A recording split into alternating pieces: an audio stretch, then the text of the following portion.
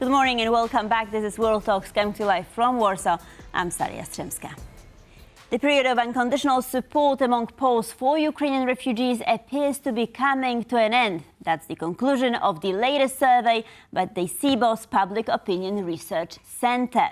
For the first time since the polling began, those opposed to accepting refugees from Ukraine outnumber those in favor. To discuss these findings and explore the reasons behind this shift, I'm joined by Jacek Kucharczyk, Executive Board President of Institute of Public Affairs in Warsaw. Good morning, sir. Delighted to have you with us. Good morning. Thank you for having me. So, Jacek, let's start with the latest CBOS report. Poles, for instance, clearly support restricting access to public health care for people who do not pay health insurance contributions.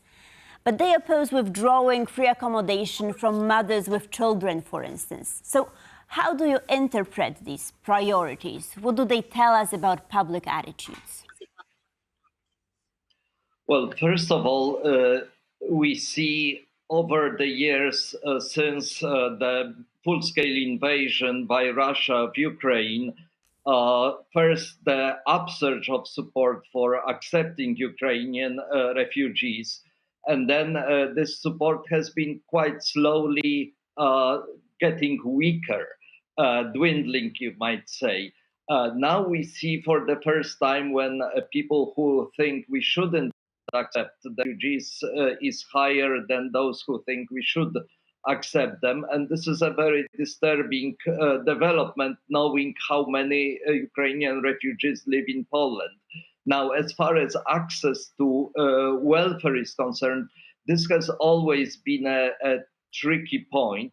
The main fact is that a vast majority of Ukrainians in Poland are working, are active on the labor market, and in terms of the net return from their taxes and contributions, it well covers whatever the government spends on their welfare. So there is no rational reason for these demands to cut welfare access for the group that is unable to work. The fact that some of the measures that the government introduced, such as depriving access to public housing for families in difficult conditions. Here, the Polish society seems to be much more sympathetic to Ukrainian plight and is opposed this measure, which indeed is very harsh one, and I think that completely unnecessary. So there is this ambiguity of the public opinion. There is a fatigue with having refugees, even though the reasons why they are here haven't stopped. We hear about vicious attacks on residential areas in Kyiv and other cities. And I think that if there is fatigue, it's well too early for it to show up. So is this shift in public opinion temporary, perhaps a result of the recent diplomatic spat over the World War II issues, or are we seeing something more permanent? And sort of what are the main driving factors of this anti-Ukrainian sentiment here in Poland? Well, this is the bigger picture, really. The support for Ukrainian refugees didn't started falling in recent weeks or months. It has been going on almost since year 2 of the invasion by Russia. That has been a slow process, but it has recently been accelerated by the very bad atmosphere between Poland and Ukraine on one hand, and between Poles and Ukrainians living in Poland on the other hand. And I think that there has been a lot of damage done during Polish presidential elections last year, when there was a lot of anti-Ukrainian rhetoric on the part of right-wing candidates. That's one problem. And also since 2022, since the invasion, we have seen a lot of activities of Russian misinformation campaigns and other activities on the internet that were aimed to split Poles and Ukrainians in the united opposition against Russian aggression. And I think that we observe, if we look into any on social media, if you see the posts happening there, you know that lots of it is artificial movements. It's not genuine people expressing their views. It's a lot of it really comes from Russia, but definitely not all of it. So I think that Poles have been caught unaware, if I may say so, by this disinformation or misinformation campaign, and we see the consequences. We see the worsening relations and really a crisis in the Polish-Ukrainian relations on both governmental and societal levels. Okay, but has this anti-Ukrainian sentiment increased uniformly across Poland, or are we seeing regional differences? Can we perhaps distinguish other differences by age, education, political affiliation maybe, or demographic? If I look at the numbers, actually, the strongest division within the Polish society is political division. It's less so by region or even by age, but the politics of this anti-Ukrainian views is something you see very clearly looking at data. What it means is that if you look at people who support politically the current ruling coalition, this is a group of people who are predominantly pro-Ukrainian. Not all of them, but there is a very strong pro-Ukrainian sentiment within the voters of, let's say, this broad liberal groupings. Those broad liberal groupings. On the other hand, if you look at the voters for the main three right-wing groups in Poland, here is where the anti-Ukrainian sentiment is the strongest, especially among the party by Mr. Grzegorz Braun, which is notorious for its both anti-Ukrainian and anti-Semitic rhetorics, and this party, unfortunately, the example of this party also had quite a lot of influence on other right-wing parties and right-wing voters. So we see a very strong political division.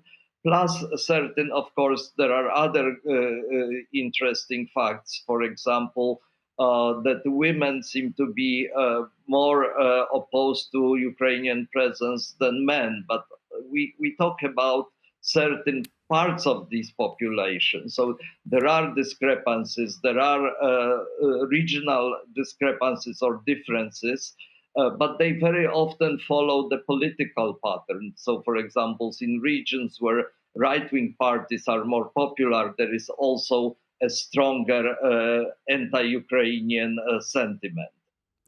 So why is this xenophobic rhetoric so appealing to these right-wing voters? Well, first of all, this anti-Ukrainian sentiment and the sort of anti-Ukrainian attitudes within Polish society, but also within Polish politics, have a very, very long very long roots. They go back to even Polish pre-war period and deeper into history. And for the right, this historical politics has always been very important. So it is easier for them to look at Polish-Ukrainian relations not from the perspective of what is happening now, of how much Poland has an interest in supporting Ukrainian struggle against Russia, but the people on the right and right-wing politicians basically adopt historical lens through which they see mainly, as the right wing has the tendency to see only the Ukrainian faults against Poland, with the Volhynia massacre as the key example of these historical misdoings. They don't tend to remember about how Poles hurt Ukrainians in many ways through centuries. This is a very one-sided view of history. And unfortunately, it now seems to be dominating the right-wing part of Polish political spectrum. And as I said, you cannot forget that this is all amplified. All these grievances against Ukrainians, past and present, are amplified by Russian propaganda and have been amplified really even before this invasion started in 2022. Right, and is it specifically a Polish-Ukrainian issue, or can we sort of extrapolate this phenomenon onto other situations, such as attitudes towards Polish migrants in the UK after 2004 and before Brexit, Turks in Germany, and more recently, perhaps migrant workers in countries like South Africa? You see, you could make such comparisons, and I think they make sense. For example, if you look at Ukrainians in Poland or Poles in Britain before the Brexit, but with Polish-Ukrainian case, it's much more complex because all these historical difficulties, the bad historical memories, especially strong on the Polish side, unfortunately, they complicate the picture because if you just look at Ukrainians in Poland as migrants, as people who are economically active, the situation to Poles in Britain seems to be quite similar in the sense that they have very good opinion as workers, as people who are diligent, hardworking, contributing to Polish economy. But at the same time, there is the resentment about access to public services, about using housing resources. So this mixed feeling that we saw towards Poles in the UK also is visible vis-a-vis Polish views of the Ukrainians in Poland. So that's definitely there is a similarity here, and it's very difficult to explain to the society that you cannot have one without the other. Either you have a well-integrated workforce, as we have with Ukrainians in Poland, but then you have to provide them with the same rights and access to social welfare as Polish workers enjoy, or you will lose this, and the Polish economy and ultimately also Polish society will be the loser, as I think the Brits became losers after Brexit. So it's very difficult to use rational arguments, even though you should try. This is the arguments about economy, prosperity of both Poles and Ukrainians, and so on and so forth. But these arguments don't seem strong enough against this irrational resentment. And I think that in case of Polish-Ukrainian relations, there is a lot of resentment, which is difficult to overcome. And with this, we have to conclude. Jacek Kucharczyk, thank you so very much for joining us this morning. Much appreciated. Thank you. Thank you for having me here. Thanks. Pleasure. And thank you for watching World Talks. Please stay tuned for more here on TVP World.